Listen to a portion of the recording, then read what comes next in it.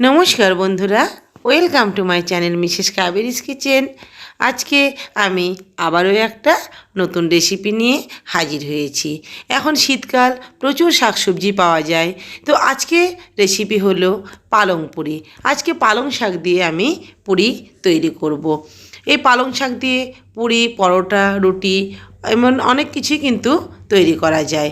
তো আজকে এই পালং পুরি তৈরি করতে আমি যাচ্ছি। তো আপনারা প্লিজ ভিডিওটা প্রথম থেকে শেষ পর্যন্ত দেখবেন, এই অনুরোধ করি। এখানে আমি 400 গ্রাম পালং শাক ভালো করে কেটে ধুয়ে রেখেছি। এবারে এই পালং শাকগুলোকে আমি একটা মিক্সিতে পেস্ট করে নেব।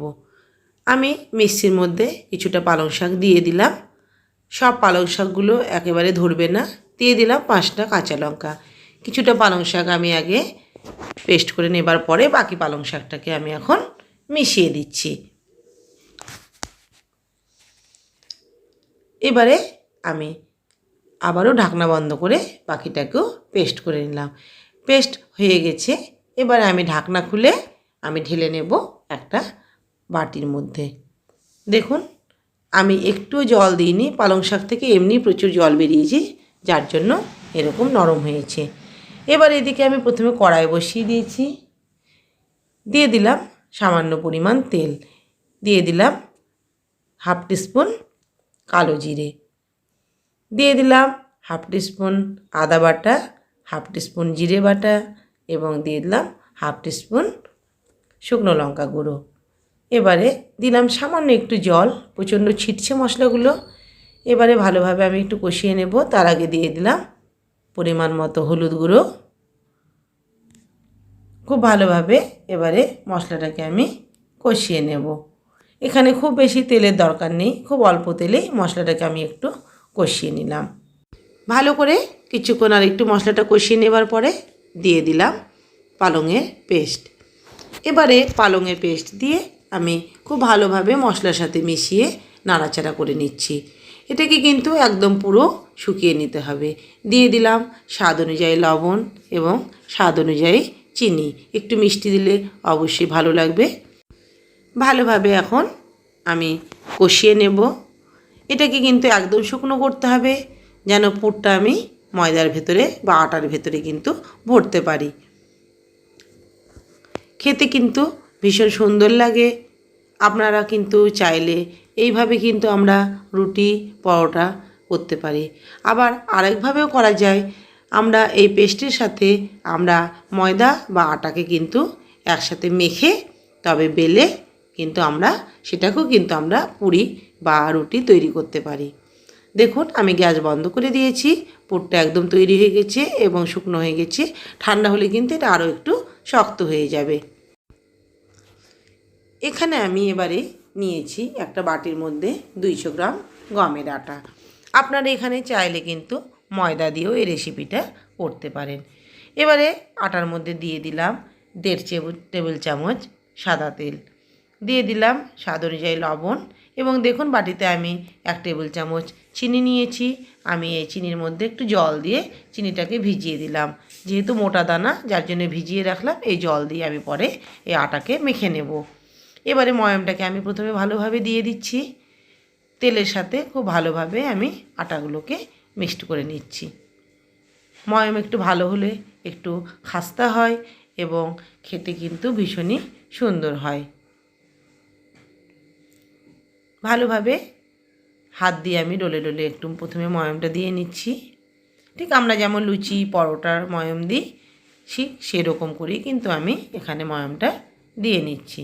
এবারে একটু আমি সামান্য এখানে দিয়ে দিলাম ভাজা মশলা। এর ভাজা মশলার মধ্যে আছে জিরে, ধনে এবং শুকনো লঙ্কা। 3টাকে আমি ড্রাই রোস্ট করে গুঁড়ো করে রেখেছিলাম, সেটাকে আমি একটু দিয়ে দিলাম। এতে করে খেতে কিন্তু একটু বেশি ভালো লাগবে। ভালোভাবে মিক্সড করে দেওয়ার পরে এখন আমি এর মধ্যে যে চিনি ভেজানো জলটা ছিল, দেখুন চিনিটাকে আমি একটু হাত দিয়ে ভালোভাবে গুলিয়ে দিচ্ছি। এবারে এই চিনি ভেজা জলটা দিয়ে কিন্তু আমি ময়দাটাকে মেখে নেব। এরপরে যদি আমার জল লাগে তবে আমি এখন অন্য জল আমি একটু দিয়ে দেব। ভালোভাবে ময়দাটাকে জড়িয়ে নিচ্ছি। আমার আরও একটু জল লাগবে। আমি এবারে নর্মাল একটু জল এর মধ্যে দিয়ে দেব। ভালোভাবে সুন্দর করে দেখুন ময়দাটাকে আটাকে আমি ডলে ডলে এইভাবে মেখে নেব। মাখা একদমই হয়ে গেছে। এখন আমি এর থেকে ছোট ছোট করে লেচি কেটে নেব। প্রথমে আমি 2 ভাগ করে নিয়েছি, তারপরে আমি সাইজ মতো লেচি করে নিচ্ছি। লেচির সাইজটা আমি ঠিক লুচির থেকে একটু বড় করছি। আপনারা একটু বড় বা একটু ছোট কিন্তু করতে পারেন। আমি সব লেচিগুলোকে কেটে নিচ্ছি।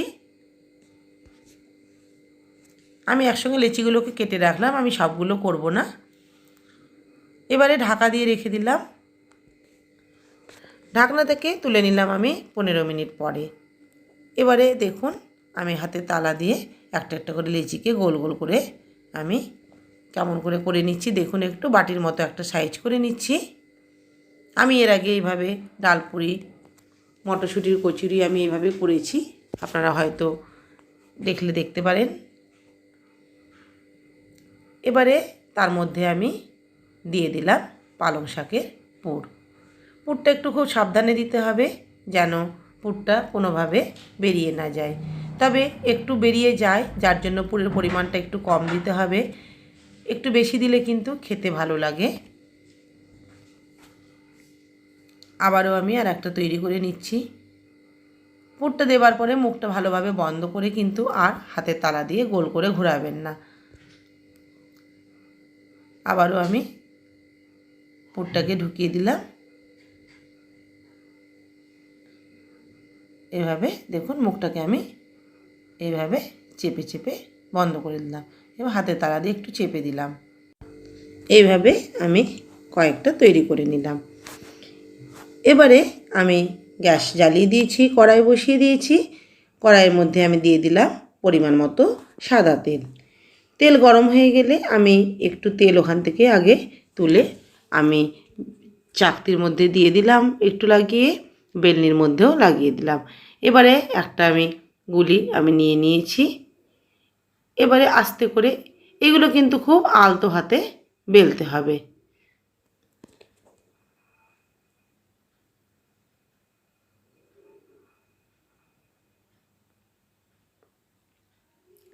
এইভাবে আলতো হাতে বেলে রাখতে হবে, বেশি প্রেসার দিয়ে কিন্তু বেললে হবে না। আমি একটা বেলে নিয়েছি। একটু কিন্তু অনেক সময় কিন্তু বেলার সময় একটু বেরিয়ে যায়। আমি আরও একটা বেলে নিচ্ছি। খুব বেশি পাতলাও করা যাবে না। আমি 4টে বেলে নিলাম। এবারে আমি ভেজে নেব।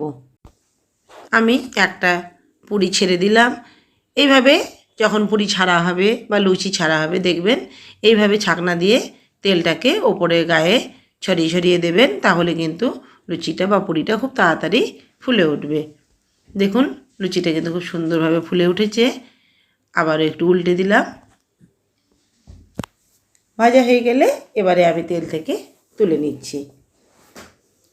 প্লেটে রেখে দেওয়ার পরে আমি আরও একটা লুচি দিয়ে দিলাম কড়াইয়ের মধ্যে। আবারও একইভাবে আমি তেলগুলোকে ওপরে ছড়িয়ে দিচ্ছি। এই পুরিটাও কিন্তু খুব সুন্দরভাবে ফুলে উঠেছে। আবারও উল্টে দিলাম। এবারে আমি তুলে নেব। এটাকেও প্লেটের মধ্যে আমি রেখে দেব। আমি আবারও একটা বেলে নিলাম, দিয়ে দিলাম কড়াইয়ের মধ্যে। একইভাবে আমি সব লুচিগুলোকে ভেজে নেব। খেতে কিন্তু ভীষণ সুন্দর লাগে। আপনারা একবার করবেন। পালং শাক কিন্তু এখন প্রত্যেকের ঘরে প্রায় প্রতিদিনই আসে। তো একদিন যদি আপনাদের ভালো লাগে আজকের রেসিপি দেখে, তাহলে আপনারা একদিন করবেন। আর যদি ভালো লাগে অবশ্যই একটা লাইক করবেন এবং একটা কমেন্ট করে জানাবেন। পাশে থাকা বেল আইকনটি প্রেস করবেন এবং চ্যানেলকে আমার সাবস্ক্রাইব করবেন আর প্রচুর প্রচুর শেয়ার করবেন। আমি আবারও একটা পুরি দিয়ে দিয়েছি, সেটাকেও একইভাবে ভেজে নিচ্ছি। দেখুন এই পুরিটাও কিন্তু খুব সুন্দরভাবে ফুলে গেছে। তো বন্ধুরা আজকে রেসিপি আপনাদের আশা করি ভীষণ ভালো লেগেছে। দেখুন পুরিগুলো দেখতে কিন্তু ভীষণ লোভনীয় হয়েছে। তো প্লিজ আপনারা একবার এইভাবে তৈরি করবেন। ভালো লাগলে একটা লাইক এবং একটা কমেন্ট অবশ্যই করবেন। তো আজকে এখানেই আমার ভিডিও শেষ করছি। পরবর্তী আবার অন্য কোনো ভিডিও নিয়ে আমি আপনাদের কাছে এসে হাজির হব। ততক্ষণের জন্য সবাই ভালো থাকবেন, সবাই সুস্থ থাকবেন। নমস্কার, ধন্যবাদ।